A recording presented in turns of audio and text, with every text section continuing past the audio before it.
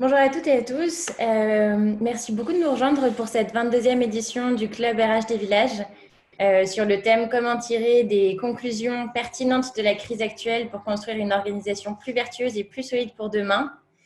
Des fonctionnements qu'on pensait immuables ont été tout à fait bouleversés par la crise aujourd'hui. Le télétravail, c'est plus un test, c'est réellement la réalité de tous nos collaborateurs.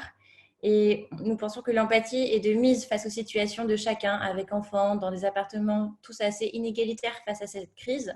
Alors, comment ne pas voir cette période comme le moment idéal et unique pour repenser ensemble une organisation du travail plus vertueuse, plus solide et plus adaptée dans un monde qui, nous l'avons compris, ne subit pas seulement une crise, mais réellement de profondes mutations. Nos startups viennent partager avec vous leurs réflexions sur le sujet et les solutions qu'elles ont réussi à mettre en place chaque jour avec agilité et résilience. Je vous présente nos trois intervenants et trois experts. Anne Cloto, CEO de Thank You and Welcome, une plateforme digitale dédiée à la transmission des savoirs et au partage des expériences. Frédéric Chabert, CEO de FNC, l'assistant digital en efficacité collective. Et Lazare Haquet, CEO de Maxence Innovation, qui est une solution ludique d'entraînement en réalité virtuelle qui combine les facultés d'immersion et de personnalisation qu'offrent les technologies et les sciences. Aujourd'hui, les intervenants vont vous présenter leur vision sur trois thèmes. Le premier, ce sera le télétravail, une réalité inconfortable, comment conserver l'efficacité et la cohésion à distance. Le deuxième sera soft skills et communication, les nouvelles compétences clés des managers et des entrepreneurs. Et le troisième, learning et partage de bonnes pratiques, comment préparer demain avec ses équipes. N'hésitez pas à poser vos questions en partie Q&R. Audrey les relaiera à la fin de chaque thème, sachant que nous étudierons chacun des thèmes pendant 20 minutes. Voilà, on passe donc au premier thème. Anne Cloto, est-ce que tu peux nous parler de ta réflexion sur le télétravail, une réalité inconfortable, comment conserver l'efficacité et la cohésion à distance? Avec plaisir. Bonjour tout le monde. Alors pour le télétravail, ça a été un changement un peu inattendu et brutal pour la plupart des personnes qui ont été obligées de se mettre en télétravail et ça a changé non seulement notre rapport au travail, mais notre existence au quotidien. Pour certains, ça peut être confortable et pour d'autres, absolument pas. Comme le disait tout à l'heure Edwige, il n'y a pas de réalité, il n'y a pas de dogme, il n'y a pas d'égalité en la matière. On n'est donc pas égaux. Il y en a qui sont confinés sur leur table de jardin dans une maison secondaire et il y en a qui sont à 4 dans un 50 mètres carrés exposés nord dans des grandes métropoles. Il y a ceux qui sont en noisiveté forcée parce que plus beaucoup de charges de travail et ceux qui ont une activité accrue ou totalement chamboulée.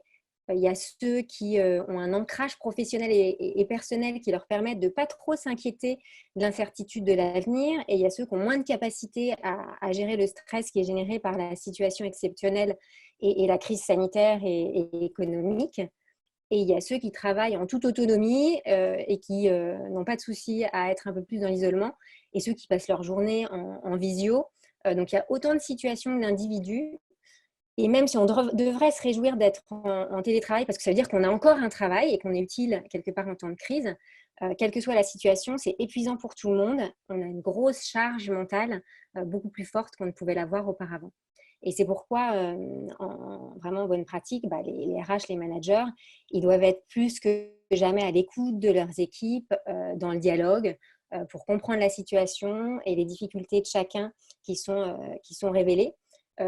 Pour garder le lien social, pour informer. Donc, il faut vraiment rassembler les équipes et comme ils ne sont pas égaux sur cette situation, il faut aller trouver des communs. Et les communs, ça va être la raison d'être de l'entreprise, sa mission, la vision, les orientations stratégiques et bien les communiquer.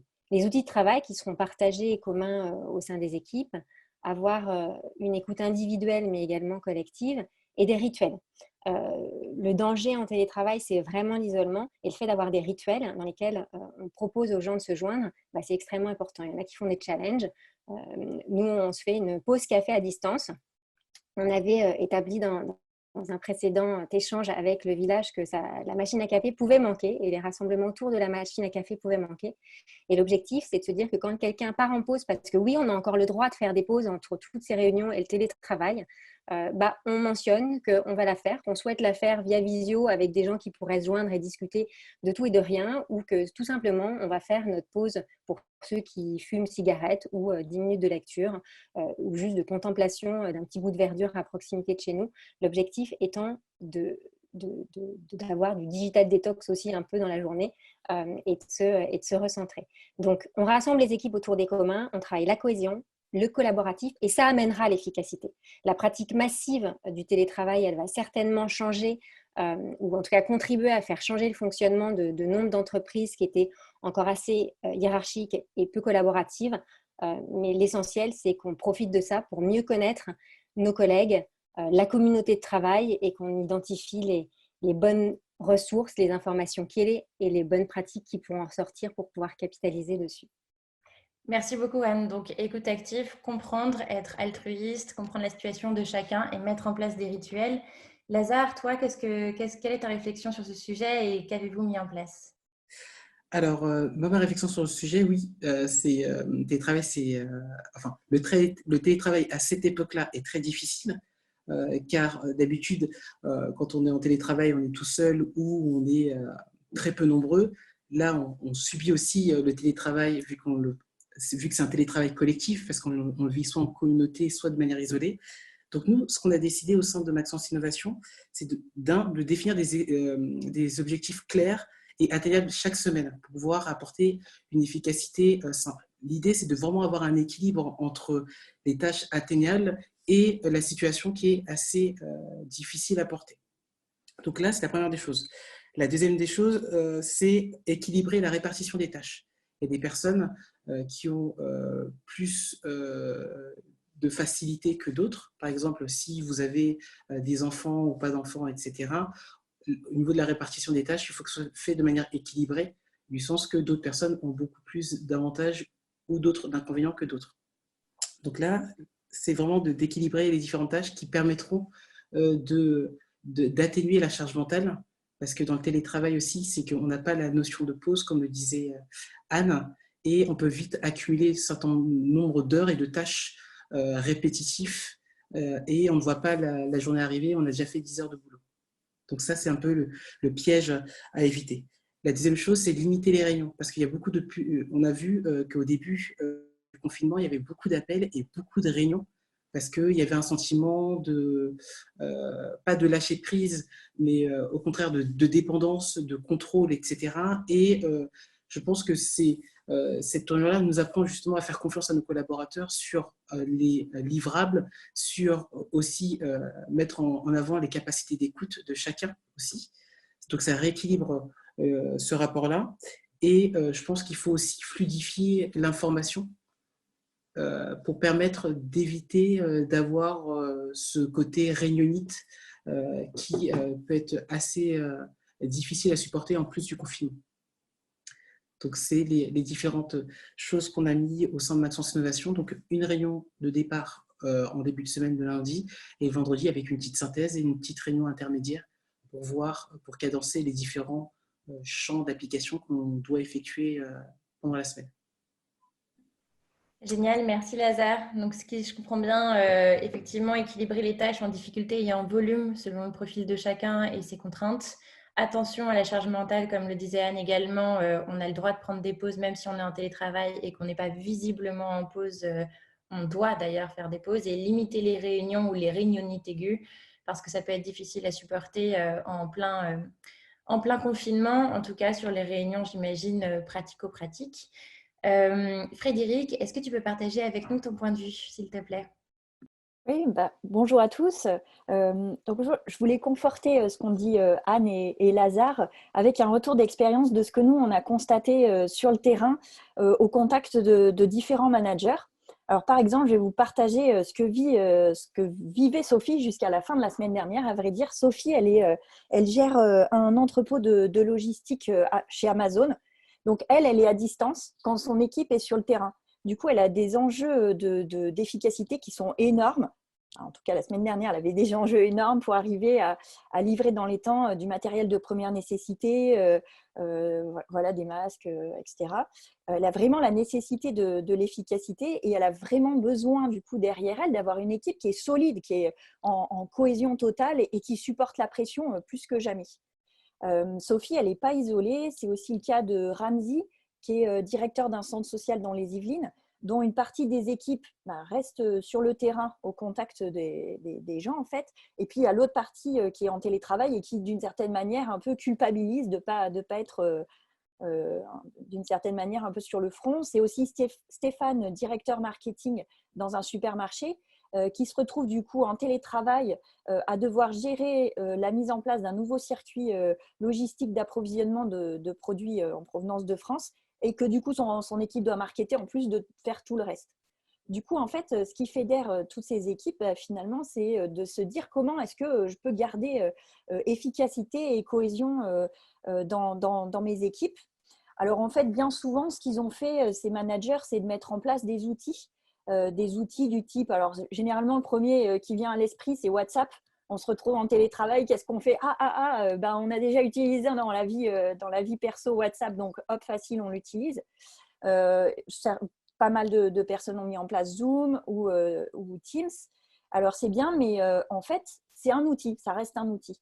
Parce qu'au fond, en fait, ce qu'il faut aller, enfin, faut dépasser ce côté outillage avec le fait que finalement, on est des êtres humains et qu'en fait, en télétravail ou pas, on a besoin de développer des liens avec les autres et qu'en fait, on a chacun un peu des façons de maintenir de bonnes interactions les uns avec les autres.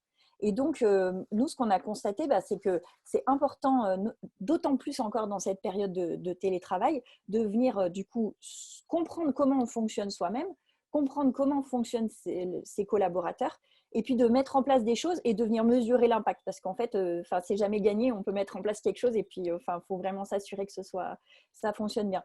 Alors, à titre d'exemple, par exemple, ça peut être, on a des personnes, leur préférence d'interaction, ça va être de s'exprimer. Donc, du coup, comment est-ce qu'on arrive à trouver les ressorts en télétravail pour donner cette possibilité à certains de s'exprimer? Mais il y en a d'autres, ce sera peut-être plutôt d'écrire des mails. Donc, voilà, essayer de trouver les préférences de chacun pour pouvoir s'y adapter et proposer des solutions.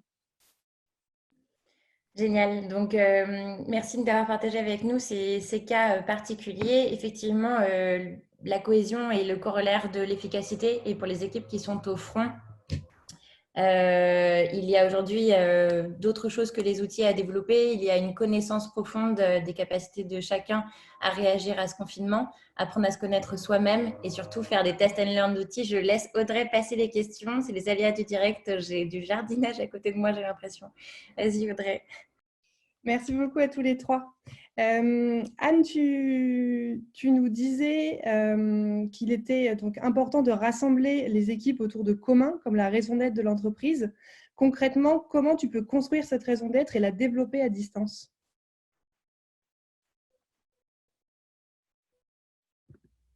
Anne, ton micro est coupé. C'est bon, je suis revenue parmi vous, en tout cas ma voix. Oui, la raison d'être d'une entreprise, on va travailler aussi avec ce qui a été mentionné dans la Raison Emploi Pacte. On va aller chercher l'entreprise à mission, pourquoi elle est là, quelle sera son utilité aussi sociale, sociétale, environnementale.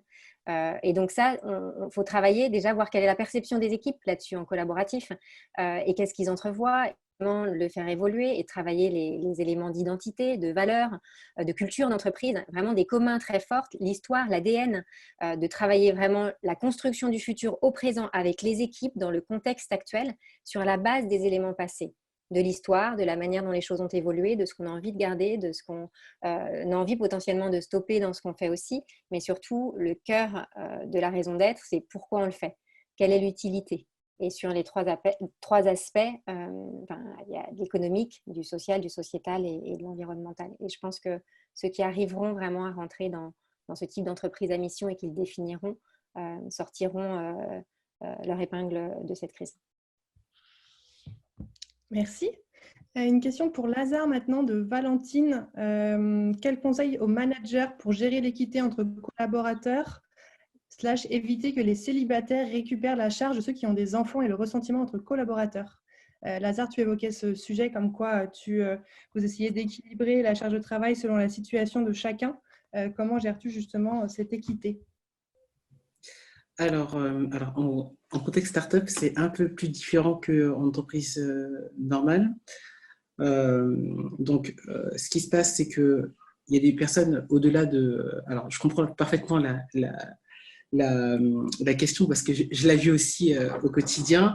La première des choses, c'est que déjà, les tâches, de manière générale, si elles sont lourdes, plutôt que mettre plusieurs petites tâches, si c'est une grande tâche, c'est la grande tâche qui va occuper toute la semaine. Avec des focus, par exemple, la refonte du site internet, la construction d'un webinar et un peu de prospection. On va dire que c'est la tâche la plus lourde. Si la personne, elle est elle a beaucoup plus de fluidité par rapport à ça, elle peut accumuler différentes petites tâches, mais dans le cadre, les petites tâches doivent avoir à peu près les mêmes poids équivalents qu'une tâche qui est assez imposante. Donc c'est vraiment, soit on part sur plusieurs petites tâches qu'on peut accumuler et après on pourra aller de l'avant, soit on prend une grande tâche qu'on arrive à se répartir par rapport aux différents jours. Donc c'est la première des choses, c'est de splitter différents projets. Troisième chose, le but, c'est pas de créer une crise ou une dépression ou une surcharge pour la personne. Donc, c'est de travailler à son rythme tout en essayant. C'est pour ça qu'on parle vraiment d'objectifs atteignables et mesurables, en fait.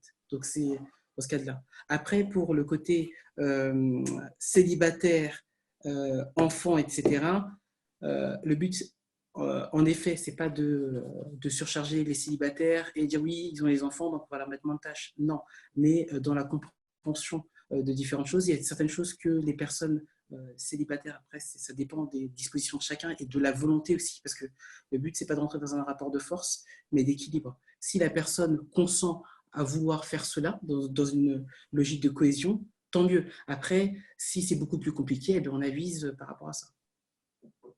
Mais dans aucun cas, la personne est obligée. Merci.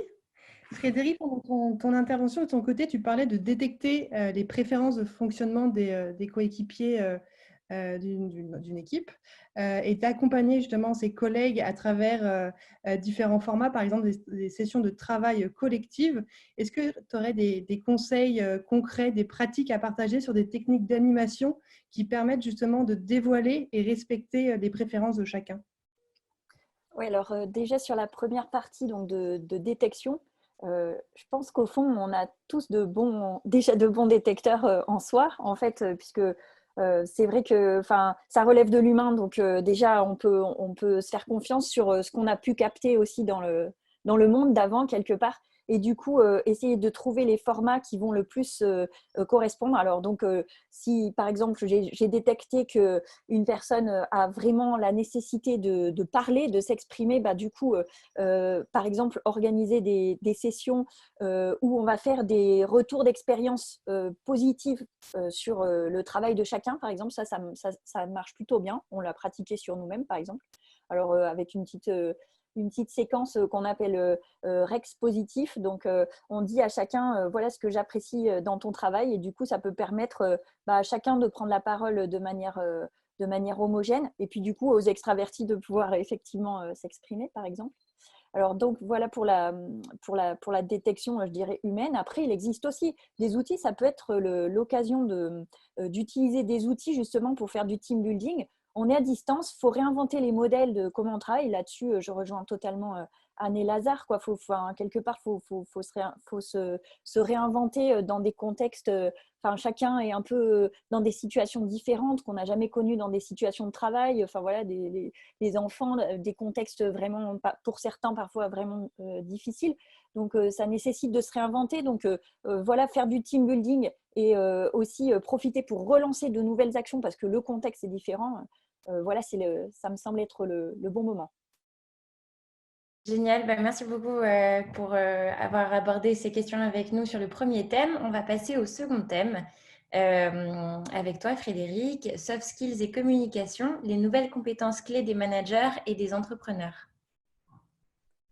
Oui, alors en fait, nous, chez FNC, on est vraiment parti du postulat que ça nous semble vraiment important que le manager se positionne dans une posture de manager coach, c'est-à-dire qu'il soit vraiment à l'écoute des besoins de ses collaborateurs.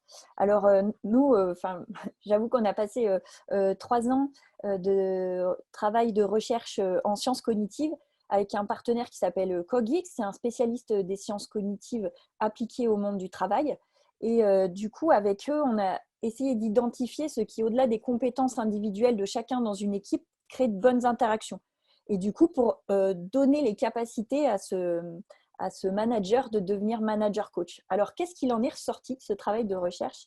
En fait, on a identifié 2 grands champs qui permettent de faire qu'une équipe fonctionne bien. En fait, il y a le champ de la bonne diffusion des idées au sein de l'équipe, et puis il y a le champ de faire aboutir des tâches jusqu'à leur terme.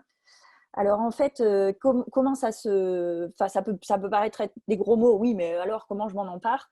En fait, ça se traduit par exemple sur bien diffuser les idées au sein d'une équipe, c'est quelque part faire monter en compétence toute son équipe, par exemple, sur être ouvert aux propositions des autres.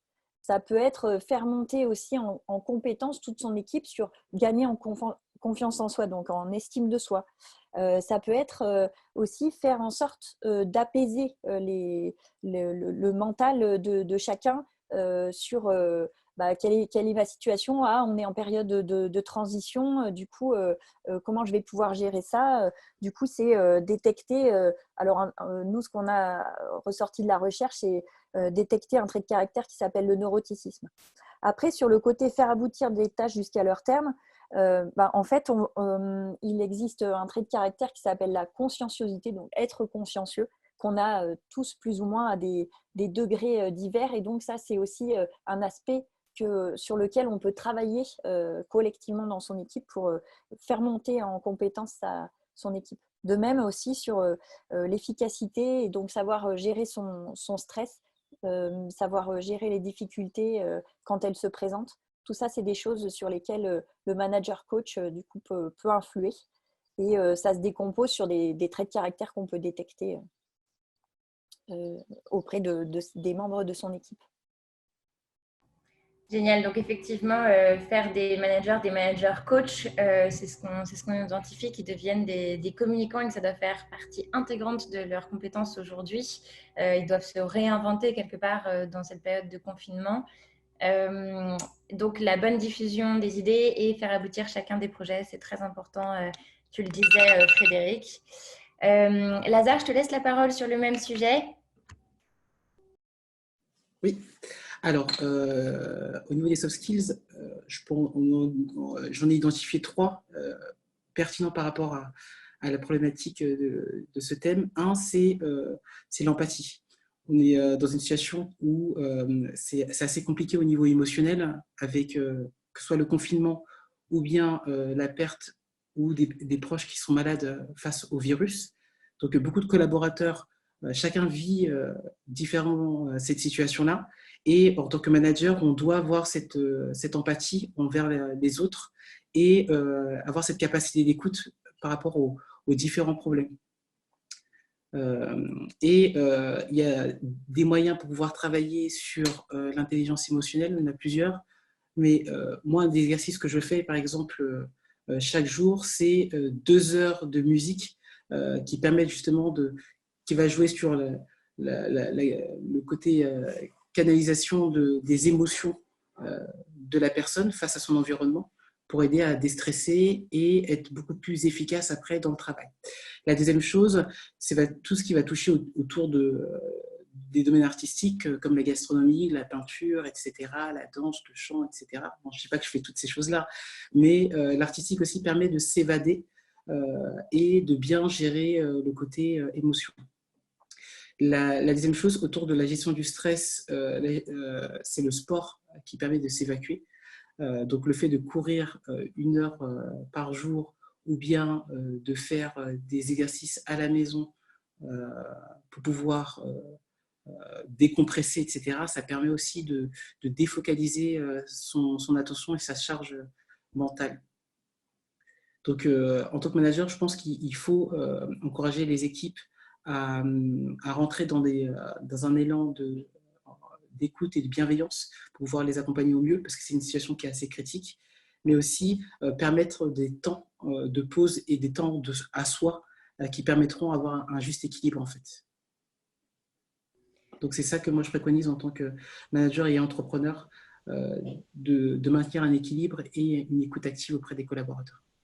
Merci beaucoup, Lazare. Effectivement, c'est un très joli message que peut-être on peut révéler des talents en tant que manager et entrepreneur aujourd'hui dans ces équipes et que ça vaut le coup, ça vaut toujours le coup d'ailleurs, mais peut-être essentiellement pendant la période de confinement, de s'en remettre à des choses comme l'art, la musique, mais aussi le sport, de savoir décompresser, de savoir prendre soin de soi et de savoir prendre soin de ses équipes. Merci beaucoup pour ta réponse. Anne, est-ce que tu peux aussi nous partager ton opinion sur le sujet? Oui, bien sûr. Je suis complètement d'accord avec Lazare, prendre soin de soi pour prendre soin des autres. Très important. Si je peux amener un autre regard ou prisme sur le sujet, moi je me rends compte que dans cette période et les RH avec lesquels on a des relations, ils nous disent que les bons comportements ils sont exacerbés et que finalement les comportements un peu déviants ou certaines pratiques managériales un peu moins bénéfiques, elles sont révélées aussi. Et finalement, on l'a vu dans la politique, dans le momentum politique et aussi dans le momentum scientifique, il y a plein de controverses qui introduisent du doute dans les esprits des gens, mais en entreprise, c'est pareil, on peut être dans le doute dans l'esprit des collaborateurs. Et en même temps, on se rend compte que c'est cette discussion, c'est ces échanges, même avec des désaccords, qui permettent d'avancer en posant sur la table des alternatives, en discutant de ce qui pourrait se faire mieux. Et finalement, on se rend compte que rien n'est absolu et qu'il faut être très humble. On est dans une situation totalement d'incertitude. On a un ennemi, un virus invisible, sournois, qui avance masqué et qui nous demande de tous mettre des masques. Personne n'avait véritablement vu ce qui arrive. Et finalement, dans les ressources humaines, la cartographie des postes clés, des postes stratégiques, elle a complètement été chamboulée. Et déjà, c'est très bien qu'on voit que les fonctions RH sont au cœur de l'activité et de l'orientation de l'activité pour faire en sorte que l'économie elle perdure et en tout cas que les équipes soient en place et qu'il y ait du télétravail et qu'on puisse poursuivre, continuer l'activité. Mais il y a aussi plein de métiers qui étaient complètement invisibles qui arrivent sur le devant de la scène. Et donc, cette humilité, il faut absolument la conserver, et voire même la développer. Et on doit être flexible et réagir en fonction de ce qu'on va vivre dans un instant présent avec une dimension de temps qui a été complètement aussi chamboulée. Après, il y a la transparence. On est humble, mais derrière, faut reconnaître si on a fait des erreurs, si on a donné des informations qui n'étaient pas forcément la réalité, qu'on tente de les corriger. Et c'est en ça que les gens vont devenir de plus en plus responsables en reconnaissant leurs erreurs et en avançant vers le mieux pour également les corriger ou prendre d'autres options. Si je peux parler aussi d'un autre soft skills qu'on voit émerger énormément dans la sphère personnelle mais aussi professionnelle, c'est la solidarité. On l'a vu finalement dans le monde hospitalier, dès lors qu'il y a eu auparavant on a des états de dissension, de mécontentement et dès lors qu'il a fallu faire preuve de solidarité par rapport à l'afflux des malades, tout le monde a répondu présent. Il faudrait que toutes les entreprises trouvent cette espèce d'état de flow collectif où les intérêts individuels ils s'effacent au profit du bénéfice collectif sur les territoires et toute organisation elle devrait provoquer ou essayer de trouver collectivement des situations qui permettent de travailler l'intérêt général. Et si je parle d'une autre également, un autre soft skills également très important, donc c'est vrai que l'empathie dont parlait Lazare, c'est l'humanité, l'écoute, la compréhension des collaborateurs. On s'est tous rendu compte que nos destins ils étaient liés, qu'on soit en Chine, au Mexique, au Brésil, bien évidemment en passant par la France. On ne peut plus agir dans l'intérêt de quelques individus. Il va falloir qu'on trouve les missions universelles qui animent les sociétés. Et je reviens à trouver la mission pour laquelle les entreprises et les collaborateurs vont travailler. Et finalement, c'est toutes ces valeurs et cet ADN qui vont faire la qualité de vie au travail. Et puis, pour outrepasser tous ces clivages, toutes ces controverses, je vais prendre une petite citation et je vais la lire parce que je ne peux pas la prendre aussi bien que celui qui l'a dit. C'est Sartre qui, au lendemain de la mort de Camus, qui était son adversaire philosophique, lui a rendu un hommage par ces mots. Nous étions brouillés, lui et moi. Une brouille, ce n'est rien, tout juste une autre manière de vivre ensemble et sans se perdre de vue dans un petit monde étroit qui nous est donné. Donc, on va avoir des problématiques, il va y avoir des conflits managériaux, interpersonnels qui vont émerger. Ça ne va pas être facile le travail à distance, encore plus en télétravail, via des outils numériques qui ne nous permettent pas de sentir le non-verbal, aussi bien qu'avec le contact physique. Mais finalement, une brouille, ça n'est rien dans ce contexte-là, quand on sait qu'il va falloir être tous solidaires dans l'humanité, dans l'écoute, dans la transparence, pour avancer et faire en sorte qu'on soit dans un monde meilleur dans l'après. Tout à fait. C'est un très joli et très positif message à nouveau. En effet, peut-être que l'idéal aujourd'hui pour réussir en tant qu'équipe, c'est de faire tomber les barrières artificielles qui se sont montées dans un monde physique, d'apparence, de réunion, etc. et qui tombent forcément lorsqu'on est face aux contraintes de chacun, à des enfants qui déboulent pendant une réunion, ce genre de choses. C'est le moment de révéler, c'est ce que tu disais, et de se révéler soi-même et de révéler les talents, d'aborder les vrais sujets, quitte à se brouiller pour en fait ouvrir des goulots d'étranglement et les régler. C'est aussi sans doute le moment de partager des vraies nouvelles, de fêter les petites victoires et de mettre en place des solutions, quitte à ce qu'elles ne soient pas idéales, quitte à ce qu'on partage les mauvaises informations. Aujourd'hui, la communication et le droit à l'erreur deviennent assez rois pour la réussite d'une équipe et d'un manager. C'est en tout cas ce qu'on tire de ce que vous avez dit tous les trois. Je crois qu'Audrey a pas mal de questions pour vous. Oui, j'ai une première question pour toi, Frédéric, de Ludivine, qui demande si tu as un exemple pour travailler en collectif la conscienciosité. Alors, sur la conscienciosité, comment on la travaille en collectif? Alors déjà, peut-être je voulais revenir sur ce concept de conscienciosité. En fait, pour nous, tout est une histoire d'équilibre, en fait. C'est un peu comme on parlait tout à l'heure du fait que, ah oui, on va reporter le poids de toute l'équipe sur les gens qui n'ont pas d'enfants. Enfin bref, comment on fait le bon mix? En fait, à notre avis, tout est dans le juste équilibre. Alors, la conscienciosité, je vais peut-être commencer par la réexpliquer. En fait, ce principe, du coup, c'est être consciencieux. Alors, ça peut paraître bien comme ça. En fait, si on en a trop, on peut carrément partir en burn-out éventuellement. Enfin bon, voilà, on peut se faire du mal en donnant trop, en prenant pas assez soin de soi. Alors après, du coup, comment on la développe en collectif? Par exemple, il y a une petite façon assez simple de voir où est-ce qu'on en est sur le développement de ces tâches et du coup de sa conscienciosité collective. C'est par exemple la matrice d'Eisenhower, je ne sais pas si vous la connaissez. En fait, c'est une matrice qui permet de voir ce qui est urgent, ce qui est important et du coup de classifier en fait comme ça les tâches qu'on a réalisées tous ensemble. Et du coup, ça permet de se faire un point, genre, OK, aujourd'hui, prenons un peu de distance par rapport à notre semaine. Faisons un point, c'est quoi ce qui est important maintenant? C'est quoi l'urgence dans laquelle on s'est mis, mais peut-être ce n'est pas vraiment nécessaire de se précipiter dedans. Faisons un point, on prend de la distance et hop, on se pose ensemble pour réfléchir à quelles sont nos priorités. Voilà un exemple. Merci, Frédéric. On a une question de Jean-Baptiste qui dit qu'aujourd'hui, on part sur le fait que le télétravail sera une situation provisoire, mais qu'on se rend de plus en plus compte que ça va continuer ensuite, même suite au déconfinement.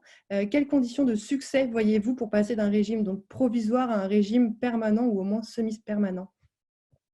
Anne, par exemple, Alors, le télétravail, alors je ne connais pas les statistiques avant la crise des sociétés qui l'avaient mis en place. En moyenne, c'était 1 à 2 jours par semaine maximum pour les sociétés qui l'avaient mis en place et la plupart du temps sur la base du volontariat.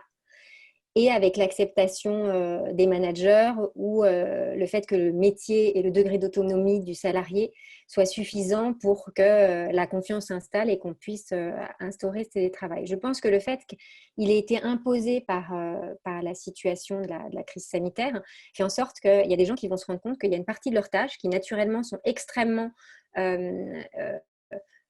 bien faite dans un contexte de télétravail, que les managers vont avoir instauré cette confiance parce que les livrables auront été là, parce que la personne aura démontré son efficacité dans ce contexte-là et ça va peut-être être mis en place sur la base aussi du fait que la personne accepte ce télétravail. Je ne suis pas certaine à ce stade-là qu'on puisse l'imposer. Alors, pour des pour du temporaire, en tout cas du semi-permanent sur la période de déconfinement, bien évidemment.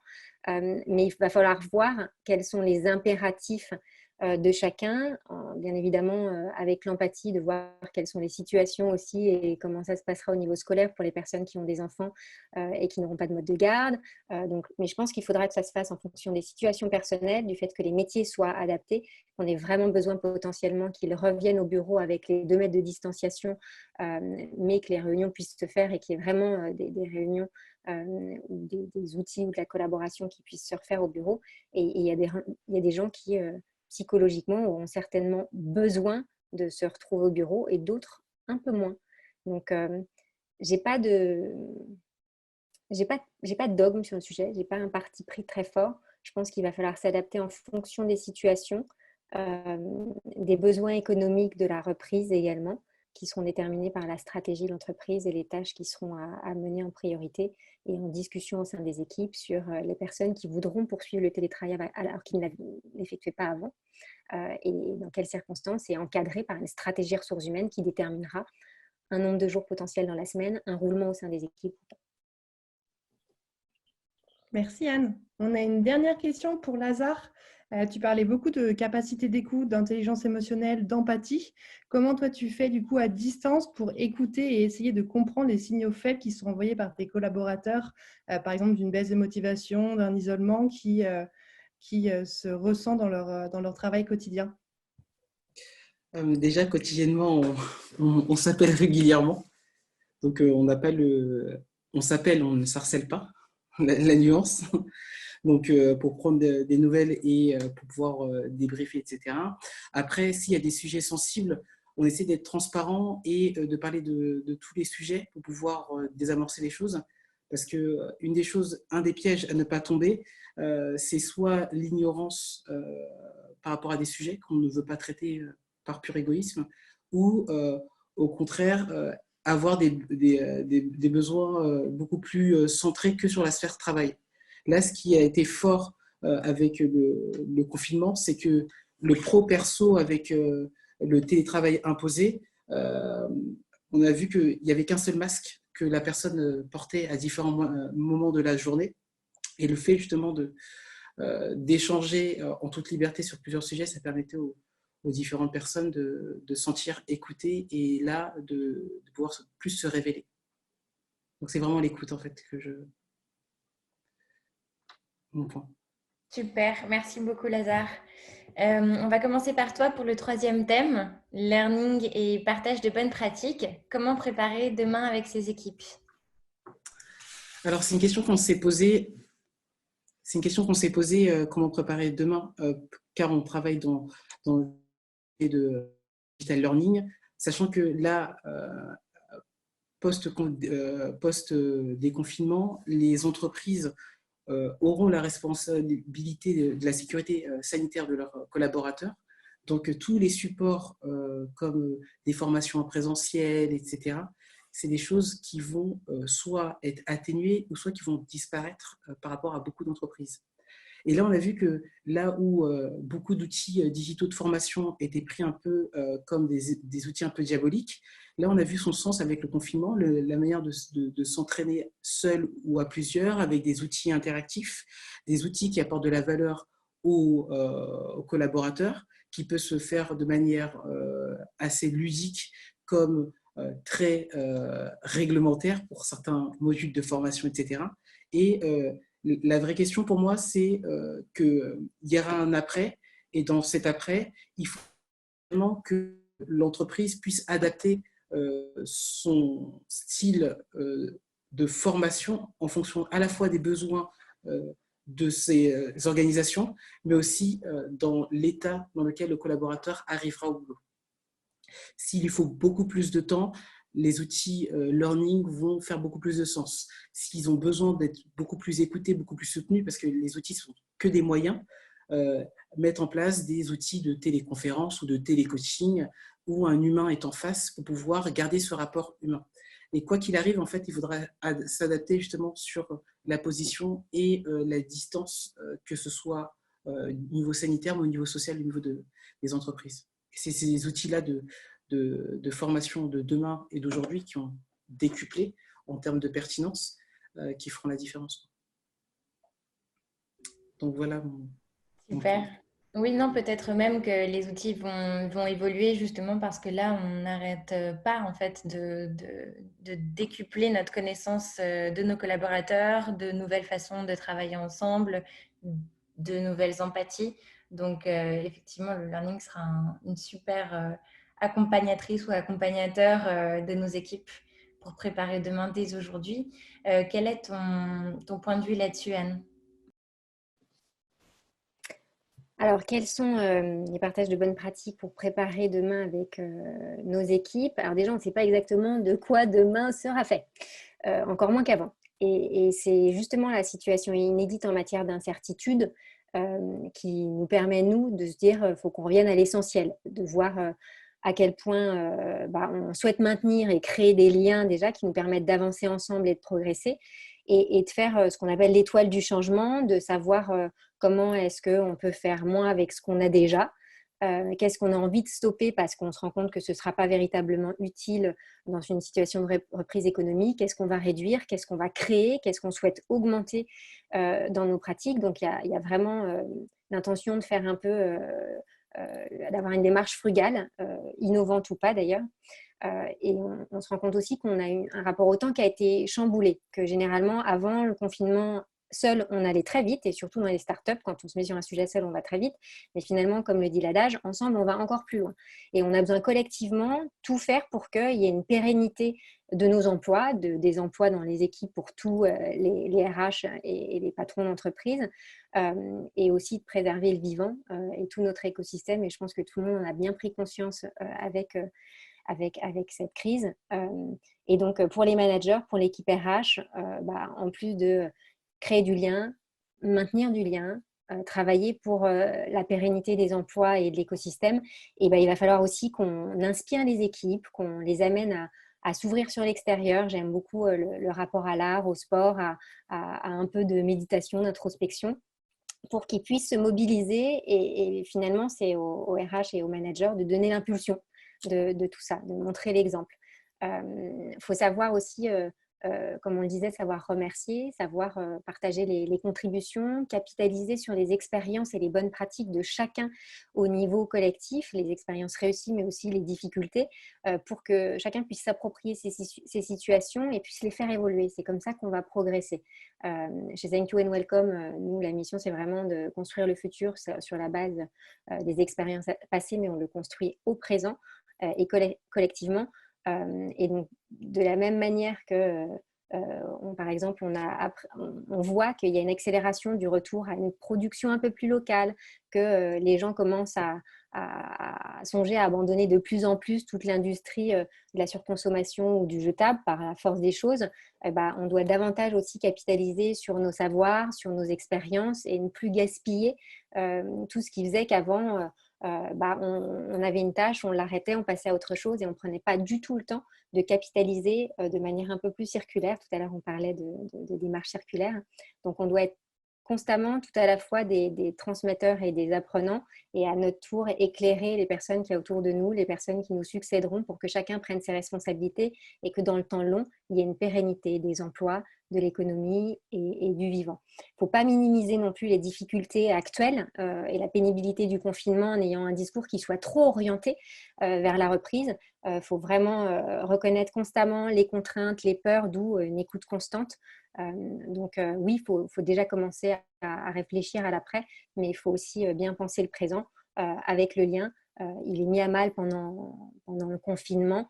Donc, comme le disaient Lazare et Frédéric, les outils de collaboration qui utilisent des technologies, qui utilisent aussi la vidéo, quand on se voit, on amène de l'humanité de manière synchrone ou asynchrone d'ailleurs, vont permettre de renforcer ce lien à l'heure actuelle pour travailler la collaboration, pour construire le demain, lui redonner du sens et éventuellement travailler collectivement l'appropriation de la mission ou la mission de l'entreprise. Donc, laissons la place à la collaboration, à l'altruisme et à l'inattendu, même si on n'a pas le choix. Oui, en effet, il y a un deuxième volant du learning que tu abordes très bien, Anne, qui est apprendre aussi à se faire confiance, à travailler collectivement sur nos expériences. Revenir, en fait, comme tu le disais, à l'essentiel. Tu parlais de l'étoile du changement, mais en fait, ce confinement, au lieu d'étouffer le lien, peut aussi le recréer de façon beaucoup plus sincère et profonde. C'est comme ça qu'on va pouvoir améliorer nos pratiques, aller au-delà de l'innovation, parce qu'en général, on ne pense le learning que pour l'innovation ou l'acquisition de nouvelles compétences. Là, c'est peut-être repenser, pas depuis l'extérieur, mais depuis l'intérieur. Comment est-ce qu'on peut retravailler avec nos collègues, retravailler avec nos équipes, retravailler avec notre écosystème, être, tu le disais, transmetteur et apprenant, et en fait prendre chacun ce rôle en redevenant des managers et en remettant, comme tu le disais, les ressources humaines qui portent très bien leur nom au centre de nos entreprises. Euh, on va finir donc par l'opinion de Frédéric sur le sujet que je rappelle, learning et partage de bonnes pratiques. Comment est-ce qu'on peut donc préparer demain aujourd'hui avec ses équipes? Oui, alors cette question, j'ai abordé plutôt en voulant vous faire un partage d'expérience de ce qu'on a mis en place, nous, chez FNC. En fait, ça fait une super transition avec ce que tu viens de dire, Anne. En fait, dans le sens où nous, bon, bah, comme tout le monde, je pense, tous les entrepreneurs qui nous écoutent, bah, on s'est retrouvés tous un peu saisis, mais que se passe-t-il? Que devient le monde? Enfin, voilà. Et du coup, en définitive, je crois qu'à un moment, on s'est tous recentrés sur OK, mais qu'est-ce qu'on fait là en fait? Et du coup, nous, on s'est recentré sur notre valeur. Bon, en fait, on veut créer du lien, recréer du lien humain, donner le sens de ces interactions entre les gens et du coup, dans l'entreprise, en l'occurrence en ce qui nous concerne. Et du coup, finalement, on a décidé de garder le cap sur cette valeur qui nous fédère. Et finalement, ça a donné lieu à de nouveaux projets et de nouvelles initiatives. Nous, par exemple, en l'occurrence, on a noué des partenariats avec des organismes de formation. On n'y aurait pas nécessairement pensé avant, mais du coup, ça nous recentre vraiment sur l'essentiel, diffuser le plus largement possible cette valeur de donner du lien entre humains à l'intérieur de l'entreprise, en fait. Et puis, je voulais vous partager aussi, faire un petit retour d'expérience, là, plutôt pratico-pratique, et qui met aussi peut-être en valeur ce que je disais tout à l'heure sur le fait de communiquer et faire en sorte de faire avancer le travail qu'on a à faire au quotidien. Nous, on a mis en place un outil qui est super simple, c'est le morning. En fait, donc c'est sur l'initiative de notre CTO qui l'a pratiqué plein de fois dans son métier de développeur. Hein. C'est vraiment un outil super développé apparemment dans son métier. Et nous, on l'a mis un petit peu à notre sauce parce que en fait, les cafés de la machine à café nous manquaient trop. Donc, on a décidé qu'on allait tous pendant 30 minutes faire 15 minutes de café ensemble le matin à 9h30. Et puis à 9h45, on se fait donc le morning au sens de ce que notre CTO met en place, c'est-à-dire on se fait un bilan de ce qu'on a fait la veille, donc chacun un tour de rôle, et puis ensuite on se dit ce qu'on va faire dans la journée. Et du coup, ça permet, à ce moment-là, on se focalise vraiment sur rester hyper dans les… Ça demande un petit peu d'exercice quand même au départ, de rester pile dans les 15 minutes. Et du coup, par contre, s'il y a des points un peu de tension, de blocage, et ben dans ce cas, après, on crée des sous-groupes de travail pour qu'on puisse débloquer les points pendant la journée. Très clair, merci Frédéric. Et en effet, du coup, je crois qu'on a bien compris avec vous trois que le learning est un puzzle. On dit que le monde de demain, qui est déjà en fait en place, est un monde pendant lequel on apprendra toujours. On finira par se former de façon constante. Et c'est aussi comme ça que les employés pourront continuer à s'épanouir. C'est un puzzle fait d'apprentissage de nouvelles compétences. Tu l'abordais, Lazare, l'apprentissage collectif avec une intelligence collective. En écoutant les anecdotes des autres, comme tu le disais, Frédéric, pendant ces cafés, et d'intelligence introspection, travailler ensemble à apprendre à travailler autrement, comme tu le disais, Anne. Merci beaucoup à tous les trois. D'ailleurs, en termes de rugosité, merci d'avoir tenu à chaque fois le timing. Nous sommes complètement dans les temps. Du coup, on va pouvoir aborder toutes les questions qu'Audrey a à vous poser. Oui. En tout cas, en tant que participant, n'hésitez pas à continuer de poser vos questions sur l'onglet Q&R et à partager toutes vos expériences et bonnes pratiques à l'ensemble des participants. J'ai une question pour tous les trois. On se rend compte aujourd'hui que du coup, le management à distance repose beaucoup sur la confiance et la responsabilisation de vos équipes. Comment vous, de votre côté, vous avez géré ça? Comment vous avez fait pour trouver le juste milieu pour laisser autonomes vos équipes tout en restant en support et sans leur donner des objectifs sans non plus donner une impression de fliquer vos équipes? Quelle organisation vous avez pu trouver pour trouver ce juste milieu? Alors moi, je veux bien prendre la parole. Déjà, on utilise certains outils, comme on est sur moi sur une startup avec une plateforme digitale, donc CTO, développeur derrière. Donc, on a Slack qui nous permet d'aller regarder quels sont les objectifs, quelles sont les grandes tâches qu'on s'est assignées nous-mêmes sur chacun de nos périmètres de responsabilité qui sont bien définis et bien clairs pour chaque personne de l'équipe. Et derrière, après, sur une dimension plus technique, on va rentrer dans d'autres outils qui permettent de faire des sous-tâches et que la personne puisse elle-même, derrière, dans des communications et réunions d'équipe, nous dire comment est-ce qu'elle a avancé sur quoi. Et après, on utilise un WhatsApp qui régulièrement permet dans la journée de partager une information, une avancée, une problématique. Donc, les outils aident beaucoup. Et le fait que chacun a des périmètres de responsabilité très clairs que tout le monde connaît finalement avec peu de croisements. Et dès lors, après qu'on est dans une matrice projet, on identifie le qui fait quoi ensemble sur les outils et on avance en méthode Scrum. C'est une méthode qui permet vraiment de travailler de manière itérative collectivement avec des points de passage pour dire voilà comment on a pu avancer, qu'est-ce qui a bloqué, qu'est-ce qui s'est réglé et comment est-ce qu'on repart sur d'autres tâches. Donc, on a à la fois de la méthode, des outils, une autonomie qui est laissée par rapport à des responsabilités bien claires et puis la confiance parce qu'on a des valeurs qui font que la confiance fait partie et la transparence fait partie de nos valeurs d'entreprise. Frédéric, est-ce que tu as des choses à ajouter suite aux éléments annoncés par Anne? Je te rejoins complètement, Anne, sur les outils. Après, nous, il y a quelque chose, bon, j'ai parlé des mornings, en fait, c'est vrai que ça lance la journée. Après, il y a quelque chose qui fonctionne bien aussi, c'est le travail en mode projet, c'est-à-dire, par exemple, se prendre une session de 15 jours, par exemple, et lancer une brique de projet sur laquelle chacun, en fait, on va apporter un petit bout. En fait, ça rejoint un peu ce que tu disais aussi, Lazare, à un moment, c'est le côté, on a des grands projets sous-séquencés en plus petites actions. Et en fait, du coup, se lancer sur un grand projet, ça donne une grande ligne directrice. Et après, dedans, en fait, je pense que si on est bien aligné sur c'est quoi cette grande action, qu'on s'aligne bien tous sur OK, elle fait sens pour nous tous. Alors, dans ce cas, il n'y a pas besoin de flicage, quoi. En définitive, je pense qu'on est tous chacun avec nos compétences pour la mener à bien, en fait. Mais c'est vrai que ça demande d'arriver à être suffisamment clair sur un objectif de projet. Et puis après, de pouvoir faire confiance à ses collègues sur chacun son champ de compétences.